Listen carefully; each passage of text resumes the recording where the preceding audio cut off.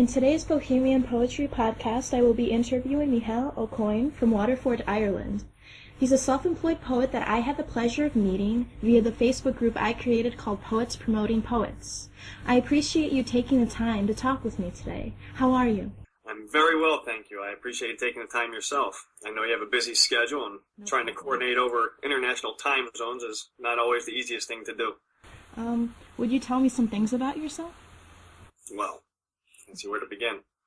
Like you said, my name is Micheál O'Coinn, born Michael Quinn Newsiler, back in 1972 in Philadelphia, Pennsylvania.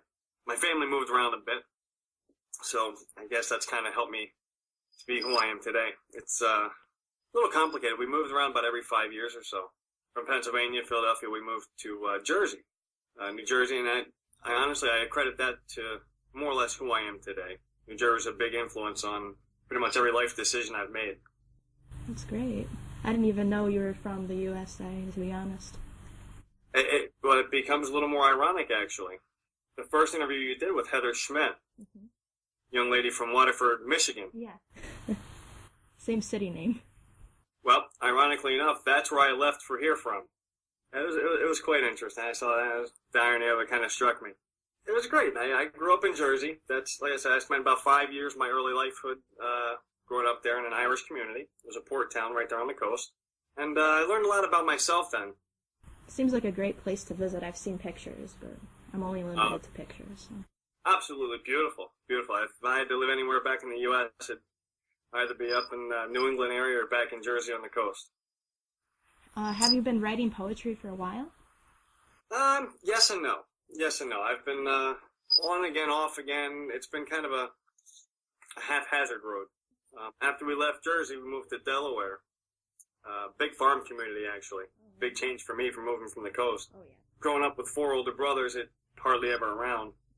The 2 just above me, they were usually pretty occupied with themselves.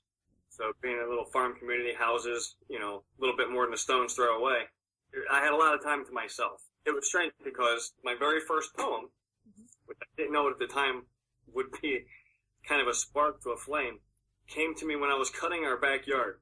It was about a half-acre field and out in the hot sun. Remember, like it was yesterday, 30 years ago. And out of nowhere, it came to me. Didn't think much of it. I was kind of just attributing it to song lyrics or something like that. And about an hour later, when I got to finally go in and write it down, I remembered it just like it came to me. And it was great because it, to this day, has been unchanged, unrevised, in essence, pure. Sometimes that's the best thing about poetry, just keeping it in this pure form, especially if it's one of the first ones you've written.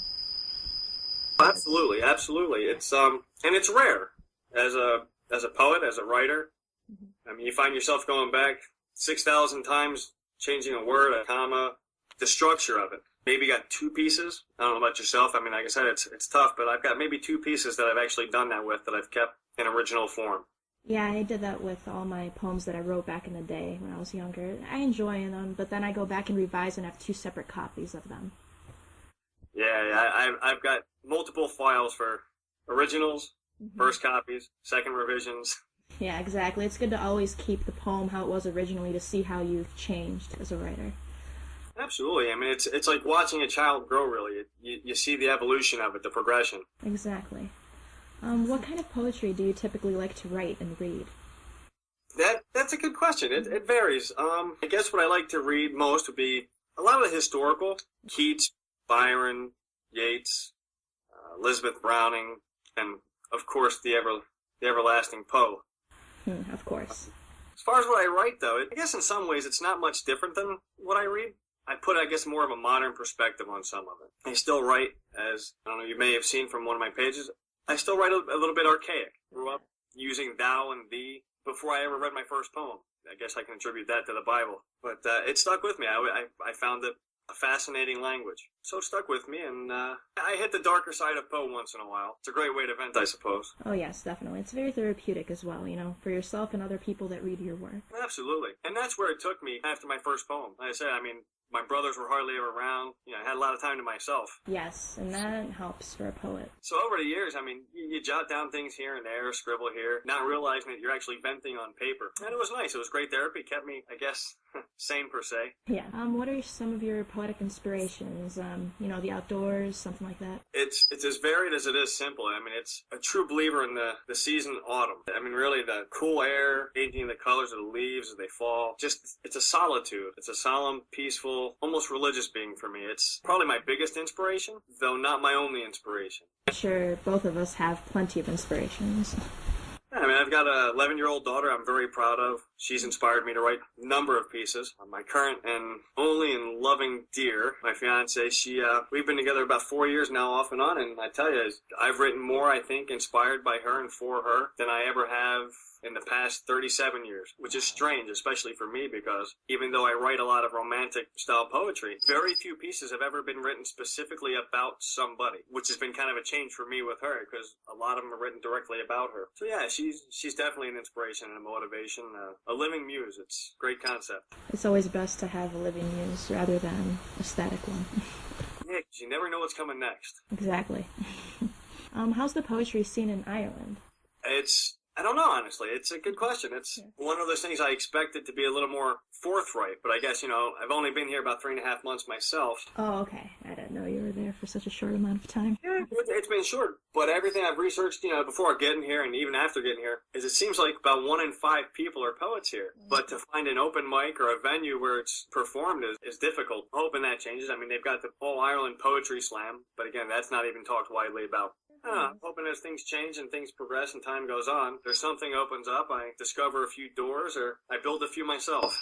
Exactly. That's how you do it. I've got some plans in the next upcoming months, hopefully by spring, actually, to put together a public venue. Poetry out to the general public and maybe some of the younger kids and younger generation. See how that goes. Who knows if that takes off. Maybe we'll have to have you out and perform for us. That would be great.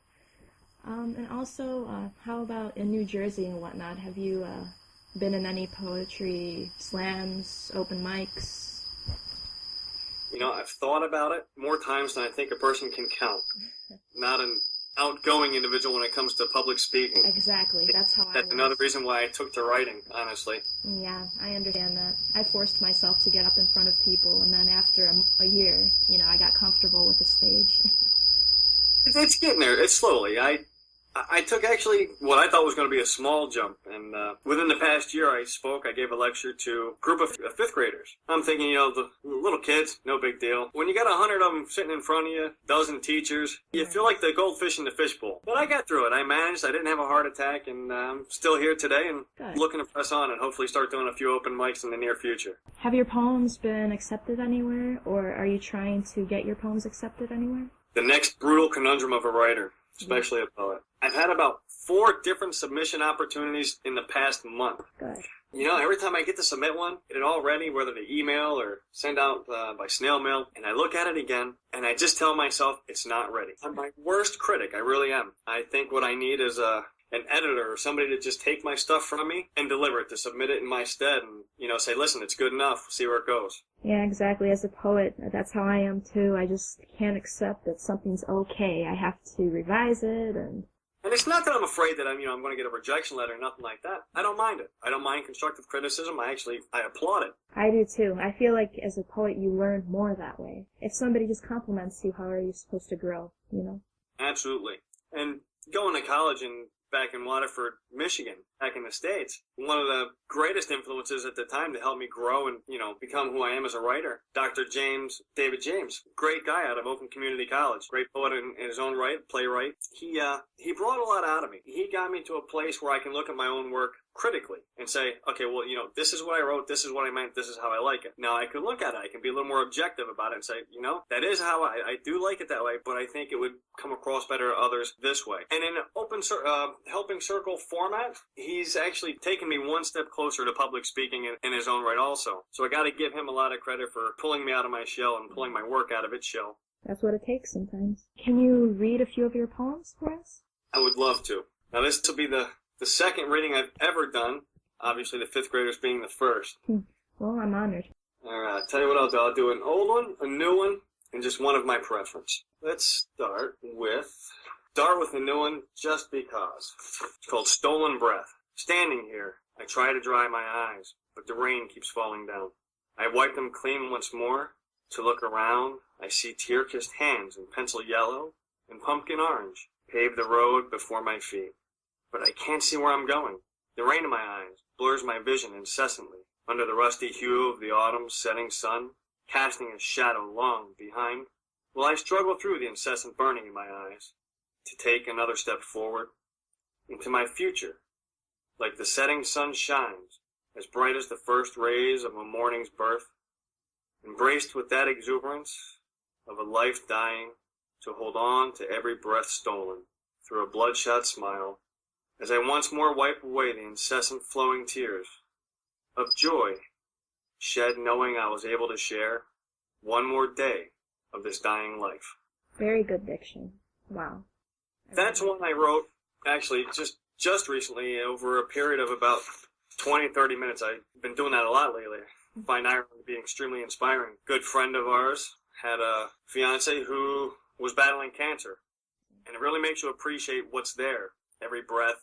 Definitely. You live more than now that way. Dedicated to all those who struggle, not only with illness, but just life in general. Let's go with another kind of sentimental. Well, I say sentimental, they're all more or less that genre. All right, it's called Yesterday. More than a decade in time, and we can't understand why we feel the way we do. Our feelings remain the same, and it seems nothing has changed about how we feel about you. Yesterday was just a moment ago, and in our arms we held you close and tight. Our only wish today is that yesterday was not gone forever, and you were with us here tonight. But from this life of shape and form, you have gone from our sight to roam about the heavens free, and not to wish you back again, to relive this mortal plight, but where you are, we wish to be. It's, again, it's not a touching. I write a lot from, not necessarily imagination, but inspiration, life observation, things I've lived, things I've seen other people live through. So that's why it's so hard for me to let go of a piece before I absolutely think it's ready. Exactly, because you feel like you are the piece. Absolutely. I mean, a little bit of you definitely goes with it. Yes. I guess it just boils down to wanting to put your best foot forward. For my third piece, it's a piece that actually touched me more so, I think, after I completed and reread it the first time. It's a life I lived. It's a life that a lot of underpaid, overworked individuals live every day. I spent more than a decade working in hospital, and a good 8 of those past years in a very busy inner-city Detroit hospital called Life in the ED, Forsaken. Death to surround, as misery ambiguously abounds, while blood-soaked gurneys stain the floor.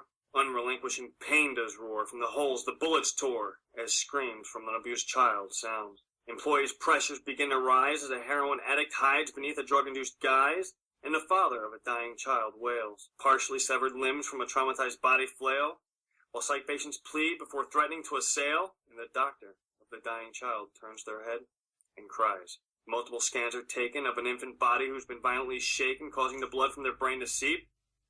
The crack mother for their own child won't weep as the alcoholic in their own urine and vomit sleep. Just another day in the life of an emergency department. Forsaken. Wow. That gave me goosebumps. Yeah, when I first wrote it, it was more of a political statement. Again, even over here in Ireland, I mean, you hear it every day in the newspapers. Overworked nurses, overworked doctors, understaffed. And it's tough. I mean, I've been there, I've seen it. And unfortunately, everything in that poem is something that, especially that I've worked in the ER in Detroit, you could see on any given day, all of those things. And it's tough when you see the animosity from other people, the discontent, the disregard, it's astounding. And then to see the people that are trying to take care of all these not appreciated. That's the problem in general, just not being appreciated. Yeah, that's another one of my inspirational pieces that I've worked hard on. I've probably revised about half a dozen times. Yeah, but it's my favorite. Out of the 3 you read, I like all of them, but that one is wow, basically. I think my professor liked that one the best as well. You need to submit that. I'll have to give that one some thought. Yeah, like I said, I got to go back over and look at what submissions are still available, and I need to get something out there. Absolutely. I strongly urge you to do that. Don't know, like I said, what submissions are going now. I know you had one. I don't know if that one's passed or not. Actually, yeah, by the end of the month. I mean, I can extend it too. It'd be nice to have a poem by you in our collection. Well, I'd love to submit one then. I'll get that out yesterday. you so much for your time. I really appreciate you taking the time out again to speak with me. Have a wonderful day, and I'll speak with you soon. I appreciate it. Again, thank you for taking your time. It's been a wonderful time, and hopefully we inspired somebody.